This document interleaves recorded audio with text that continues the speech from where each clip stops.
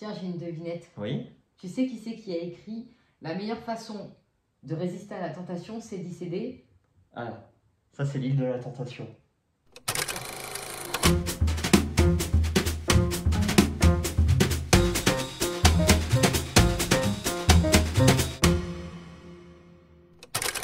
Bonsoir, vous allez bien? Ça va et vous? Oui, très bien. De quoi parlons-nous aujourd'hui? Donc, comme vous l'avez compris, Oscar Wilde. Oui, c'est un retour classique ça, je crois Le savoir. portrait de Dorian Gray. Exactement. C'est quel genre, s'il te plaît? Un fantastique.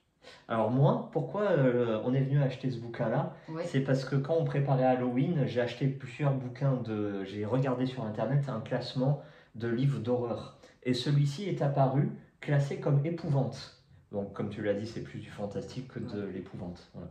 Apparu chez quelle maison d'édition? Alors, Gallimard, ça fait celui-ci 297 pages. Le premier lancement, c'est en quelle année? 1890. Oui. Et il a été réédité en 1891. C'est un Parce classique. que censure, trop de détails, voilà. On va le voir après. Avant toute chose, qui es-tu, Oscar? Oscar, alors attention, son nom complet. Vous n'êtes pas prêts. Oscar Finnegal O'Flaherty Wiles Wilde. Bah, enchanté. Voilà. Enchanté tout le monde. Donc il est né en 1854 à Dublin, en Irlande. Il est décédé en 1900 à Paris. Il s'est inspiré de très grands auteurs comme Edgar Allan Poe, comme William Shakespeare, Victor Hugo, Aristote. Bref, il a eu une vie... Il a fait de la prison pendant 2 ans. Ensuite, il est parti sur Paris en 1897, 3 ans avant sa mort. Hein. Oui. Et il a très mal fini parce qu'à sa sortie de prison, il n'a pas su se remettre. Oui, en fait, c'est pas de la prison, c'est des travaux forcés. Oui, voilà, mais voilà. dans une prison. Oui, oui, il est tombé malade et puis surtout, il a dû s'exiler à la fin de sa vie. Voilà, c'est ça. Il a écrit, notamment, il est très connu, attention, il a 139 livres à son actif, je vais évidemment pas tout citer, mais principalement Le fantôme de Canterville, qui est très connu. Nous avons Le Rossignol et la Rose, voilà, Le géant égoïste, et il y en a pas mal d'autres. Je vous invite à aller sur Babelio, c'est très complet. Et même, il y a une petite fiche sur Babelio, pourquoi lire Dorian Gray aujourd'hui? Mais bon, nous, on va répondre pour vous. Très bien. Voilà. Bah écoute, ça sera tout pour moi. On va passer du côté du pitch. Allez. Alors, on va faire ça de façon très concise. Voilà. Donc ça va parler évidemment de Dorian Gray, voilà, qui est un jeune esthète, un jeune Apollon, un Narcisse, d'une beauté époustouflante. Je peux te couper? Oui. On dirait pas trop Jean Reno. Hein? Enfin voilà, c'est tout. Très bien, merci pour cet aparté. Inutile. Il va être croqué, voilà, il va y avoir un artiste qui va faire le portrait de sa personne. Et tout ça va se passer dans l'atelier de ce peintre où il va faire la rencontre de Lord Henry. Lord Henry, c'est un noble anglais qui a beaucoup d'emphase. Voilà, il parle beaucoup et avec une très grande éloquence. Et lui aussi tombe quasiment en pâmoison devant ce portrait, mais il lui dit, malheureusement, ce portrait-là restera inimitable et incroyable à travers le temps, mais vous, malheureusement, vous allez vieillir. Logique. Et là, Dorian fait un pacte avec le diable et dit, je donnerai tout, mon âme, pour ne jamais vieillir, et que cette vieillesse soit dans le portrait. Évidemment, c'est ce qui va se passer. Donc, un chouïa fantastique. Voilà. Et c'est le début, évidemment, des problèmes. On va pas se le cacher. Exactement. Est-ce qu'on annonce un peu le sujet et un peu du bouquin?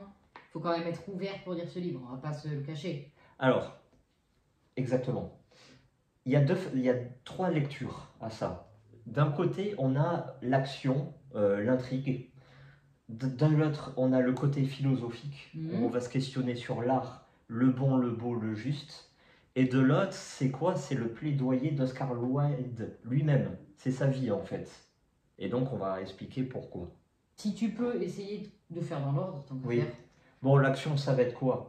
Là aussi, je vais aller droit au but, parce qu'analyser ça en 10 minutes, c'est compliqué. Oui, c'est vrai. Voilà. Donc, qu'est-ce qu'on a? On a Dorian Gray, qui, lui, va s'abîmer dans la luxure, inspiré malheureusement par Lord Henry, pour qui, lui, le but de la vie, c'est l'hédonisme, c'est le plaisir, on fait liberté totale, on doit faire ce qu'on veut. Dorian Gray, qui à la base est un jeune naïf, il n'y connaît rien à la vie, il va y aller à fond.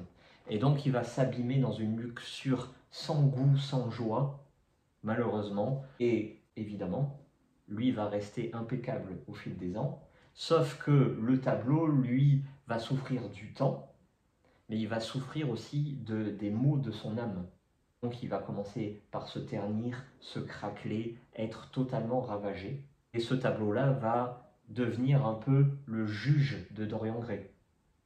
De l'autre côté, il y a des passages assez philosophiques sur ce que j'ai dit, le beau, l'art tout d'abord. Oscar Wilde était passionné par l'art. Et lui, le beau, c'est la notion suprême. Le beau excuse tout. Le beau par-dessus tout. C'est-à-dire qu'une belle mort, c'est une mort acceptable. On verra ça dans le bouquin. Il y a un personnage qui meurt d'amour, qui se suicide. Est-ce qu'il faut le condamner? Absolument pas, parce que c'est une belle mort. D'accord, très bien. Voilà. Okay. Je ne veux pas rentrer dans les détails pour pas spoiler tout ce qui s'y passe. J'ai bien compris. Donc, on a quoi Qu'est-ce qu'on a là, tu étais dans l'art, et oui. ensuite... Donc, le bon, le beau, le juste, mais il n'y a pas que ça. C'est une réflexion sur l'hédonisme, impulsée par Lord Henry. Est-on libre d'accomplir toutes ces pulsions? C'est français ce que je dis, non? Oui, oui. Ouais, la recherche perpétuelle du plaisir. Les envies... Bon, on va pas se le cacher, non, il faut pas, en fait.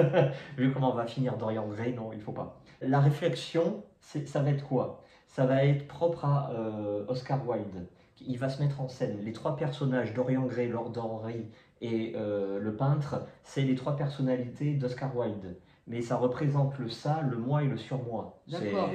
C'est en psychologie, bon, c'est le b.a.-ba de la psychologie. T'as le moi qui est Dorian Gray et qui est sans cesse tiraillé entre les deux pôles opposés. T'as le surmoi, c'est le juge censeur, le peintre, qui à chaque fois essaye de lui dire non, il faut pas faire ci, il faut pas faire ça, redeviens le jeune naïf, candide, pur et innocent que tu es. Ouais, oui. Mais ça, c'est hypocrite, parce que le peintre est amoureux de Dorian Gray. Et donc ça fait un peu appel à toute la société hypocrite anglaise de cette époque-là, qui, sous des beaux apparats liés au dandysme, on en parle beaucoup. C'est quoi? Le dandysme, c'est ceux qui sont très bien habillés, qui présentent très bien. Qui se montrent. C'est un style vestimentaire, mais pas que. Rien à voir avec les riches? Il fallait être riche, évidemment. Ah oui. Par exemple, vous regardez Baudelaire à Paris, c'était l'emblème du dandysme. Voilà. En gros, c'est il faut suivre, imiter, quoi. Un courant vestimentaire, mais c'est devenu surtout un courant de pensée, voire un courant littéraire, incarné par Lord Henry. Mais c'est surtout de l'hypocrisie, parce que derrière les beaux vêtements, gens sont pourris, ça cache de la pourriture totale, la pourriture morale incroyable. Et donc c'est à l'image de la société anglaise qui est ici. On a évidemment le ça c'est la personnalité qui veut aller à fond dans les pulsions, dans le plaisir à 100%, bon ça c'est Lord Henry, vous avez compris. Oui. Et qu'est-ce que va faire le moi, Dorian Gray? Il va aller vers Lord Henry et les pulsions. D'où la fin catastrophique qu'il va connaître. Au final, c'est beau parce qu'il y a de l'art, il y a des belles réflexions, il y a une morale, mais est-ce que c'est pas triste? Des fois c'est très long. Il y a des passages très longs. Ah, pourtant il est court. Hein. Oui. Mais tu dois avoir des phrases de cette longueur. Voilà, exactement. Il y a souvent des dîners ou des tea time où ils se retrouvent à 3, 4, voilà, et ils discutent. Voilà, sur l'art, le beau, qu'est-ce qui se passe en société, où on va... J'aurais trop voulu faire ça dans ma vie. Eux, en tout cas, ils se font plaisir. Ah, c'est bien. Voilà. Et toujours, tu as Lord Henry qui est très emphatique, qui sème par-ci, par-là ses préceptes philosophiques. En fait, on doit se faire plaisir. Et si vous ne faites pas plaisir, vous avez raté votre vie. Vous êtes un pisse-froid. Voilà. C'est pas faux d'un côté. Si t'es pas heureux et tu vis, bon... Oui, bon, lui, il y va fort. Ah. Là, si bien que Dorian Gray... Ça va pas être toujours tout beau, tout rose non plus. Hein. Là, c'est noir. À la fin, il devient un paria de la société. Hein. Plus personne veut traîner avec Dorian Gray. Il est synonyme de perversion totale. Mais perversion morale. Et les gens ne comprennent pas. Parce que physiquement, il est impeccable. Il a 60 ans, il en paraît 20. Il est majestueux en toute occasion. Par contre, le portrait, lui, il prend tellement cher qu'il est obligé de le cacher à la vue de tout le monde. Parce que le portrait, il est abîmé, il est rongé, ouais, il est dégueulasse, comme il devrait être dans la réalité. Ouais. Tout ça pour en arriver où? Troisième partie, bah, c'est Oscar Wilde, qui lui était homosexuel. Et il a dû toujours se cacher. Jusqu'à arriver à un moment où eh ben, il a sorti ce bouquin-là, il a affiché ce qu'il devait afficher, et ben à cette époque-là... Il a surtout, il me semble, rencontré quelqu'un qui lui a donné cette envie de s'assumer. Exactement. Ouais. Et à partir de là, ben, la société l'a jugé, la justice l'a jugé, parce que c'était l'homosexualité, c'était interdit. Hein. Ah bah, surtout en 1800, enfin, c'était très mal vu, quoi. Travaux forcés, il tombe malade, il est exilé, parce que tout le monde lui crache dessus, il arrive à Paris, et en moins de 2 ans, ben, il meurt. Mais alors oui, il meurt à Paris évidemment, mais attention, il a écrit un livre, son dernier bouquin, La balade de je ne sais plus quoi, La balade de quelque chose, et ça raconte ses travaux pratiques en prison. Donc ça raconte la vie en prison, des 2 ans qu'il a vécu. Ça a l'air vachement intéressant ça par contre. Et ça, c'est pas un plaidoyer, mais c'est... il se lâche quoi. C'est vraiment son dernier, comme tu dis, il est malade, voilà. On précise que pour une lecture classique, l'écriture n'est absolument pas datée, ni passée, ça se lit très bien. Ouais. Voilà, faut juste être intéressé par les sujets comme l'art, même les questionnements humains. Faut être intéressé par ça. Ouais, non, c'est vachement intéressant. Comme tu sembles être intéressé par toute cette noblesse britannique de cette période-là, avec les tea time, à 16h, t'as le tea time. Mais tu te retrouves dans ce bouquin-là à minuit, et là, c'est ambiance Jack l'Éventreur, quoi. Ouais. Vraiment, tu as toute la contradiction de la société britannique de cette époque-là. Moi, si je peux juste glisser un truc, ça, c'est mon interprétation.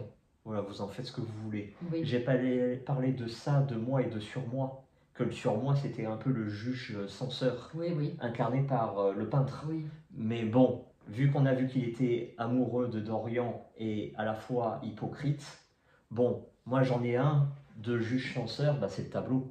Le tableau, c'est un personnage à lui tout seul. Hein. Ah oui, et oui. C'est le tableau qui dynamite tout. C'est le tableau qui sans cesse fait ramener Dorian Gray du côté de la raison. Donc le portrait de Dorian Gray a été adapté, il me semble, 2 fois à l'écran, si c'est pas plus. Nous, on a essayé de voir la deuxième version, donc la plus récente. Malheureusement, c'est que sur YouTube. Voilà. Voilà, en VOD, on l'a cherché. Donc, c'est pas qu'on veut pas voir un film sur YouTube. C'est juste qu'on a déjà essayé une fois, on a payé le film, au final, il était inaccessible sur la télé. Oui. Donc, allez comprendre. Voilà. Donc, au final, on l'a pas vu. D'ailleurs, j'ai regardé les critiques, bon, c'est très moyen. D'accord. Bon, bah voilà, c'est dommage. Sinon, à la VOD, vous pouvez trouver le tout premier film. Avant, 1940. Oui, il faut un peu s'accrocher sur les personnages et sur la qualité. En noir et blanc. Ah oui, en plus. Ah ouais. Une note, et tu le conseilles à qui, du coup, s'il te plaît? Bah, c'est une lecture classique. Est-ce que je vais noter? Pas forcément. Est-ce que je le conseille? Oui. Mais il faut aimer les thèmes. Et il y a énormément de retours, même sur YouTube. Babelio, tout le monde, je pense que tout le monde l'a lu ce bouquin. Oui. Et alors, peut-on ou doit-on encore le lire en 2024? Oui. La réponse est oui. Voilà, de toute façon, même si vous ne l'avez jamais lu, vous avez forcément entendu parler. C'est vrai que ça donne vachement envie, ton retour là. Ben, merci. Oui. Non, mais même pour la culture, c'est sympa. Ah oui, très Et puis, c'est un bouquin d'un point de vue originalité, et j'en ai jamais lu des comme ça. Hein. C'est vrai. Bon, on va essayer d'en lire d'autres et on vous fera des retours. Il y a l'action, il y a la réflexion, il y a le style en même temps. C'est propre à l'écrivain, il met sa vie dedans. Que demander de plus? Mais rien. Rien d'autre. Merci à vous. Allez, passez une bonne semaine.